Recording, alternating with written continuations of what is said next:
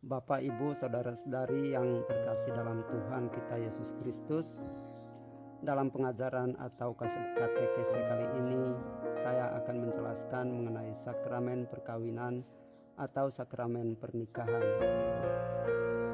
Dua insan yang saling jatuh cinta bersepakat untuk menikah atau menerimakan sakramen perkawinan. Kesepakatan itu kemudian dinyatakan dalam janji perkawinan.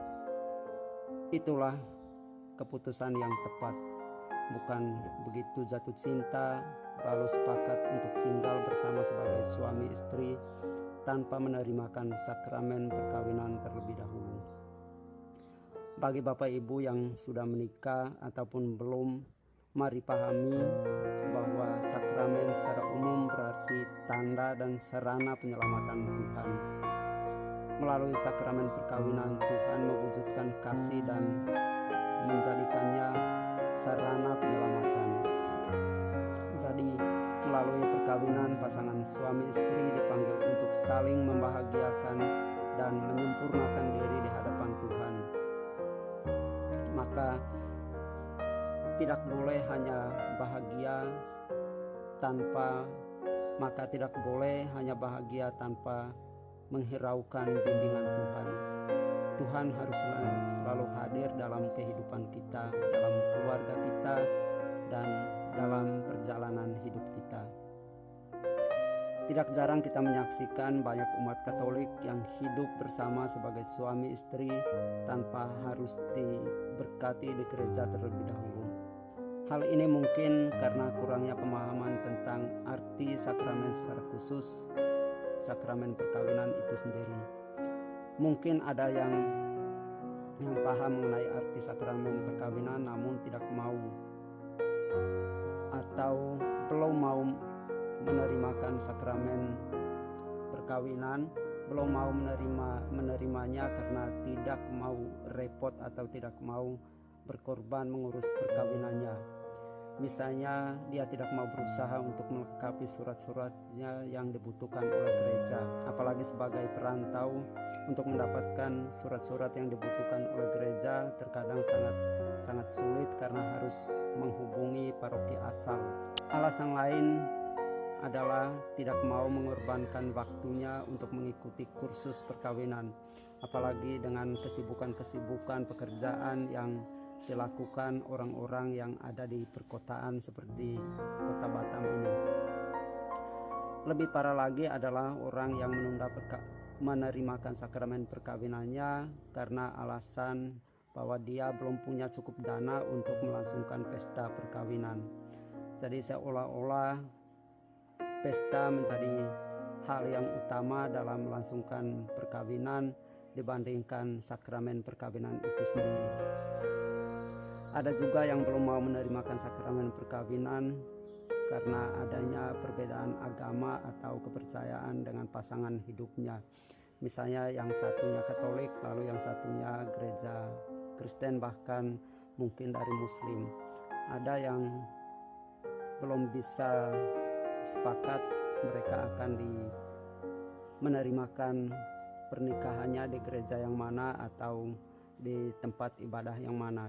Yang Katolik mungkin menginginkan melangsungkan perkawinannya di gereja Katolik, sedangkan yang pasangan hidupnya mungkin ingin melangsungkan pesta perkawinan di gerejanya atau di tempat ibadahnya. Nah, hal-hal seperti ini bisa juga menjadi suatu kesulitan untuk bisa segera menerimakan sakramen perkawinan di dalam gereja Katolik. Bapak, Ibu, saudara-saudari yang terkasih dalam Kristus, mari kita ikuti penjelasan mengenai sakramen perkawinan berikut agar dengan itu Bapak dan Ibu lebih memahami dan menyadari pentingnya menerimakan sakramen perkawinan. Dan bagi Bapak Ibu yang sudah menerimanya, semoga semakin hari semakin mensyukuri sakramen perkawinan yang telah diterimanya. Dan bagi Bapak Ibu yang merasa ada persoalan dalam perkawinannya, semoga penjelasan singkat ini dapat membantu Bapak Ibu untuk kembali menghidupi sakramen pernikahannya dalam kehidupan sehari-hari. Kita memulainya dengan memahami arti perkawinan itu sendiri. Arti perkawinan dalam Gereja Katolik berdasarkan Kitab Hukum Kanonik atau KHK 1983 Kanon 1055 paragraf 1 adalah perjanjian atau foedus antara seorang laki-laki dan seorang perempuan untuk membentuk kebersamaan hidup.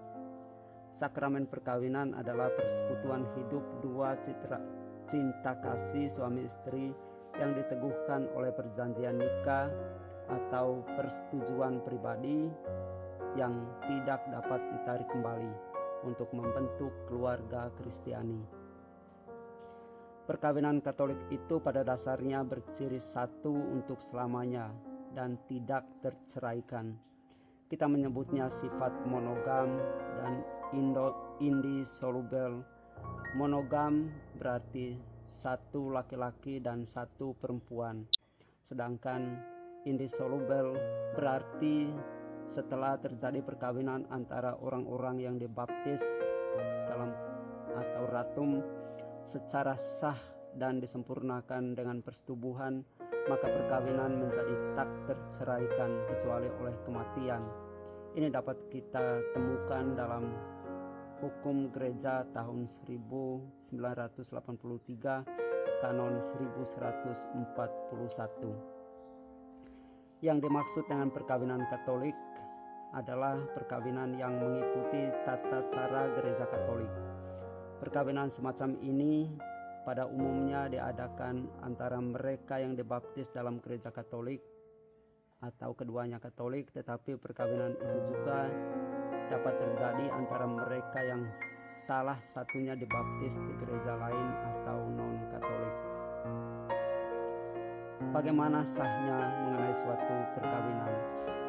Untuk sahnya suatu perkawinan Katolik dituntut 3 hal, yaitu pertama kesepakatan nikah, yang kedua status bebas atau liber, dan yang ketiga tata peneguhan kanonik.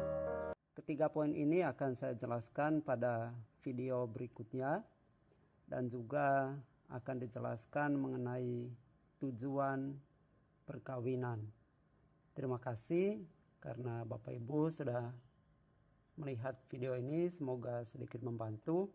Jika ada pertanyaan silakan ditulis di kolom komentar. Semoga Tuhan beserta kita semua. Amin.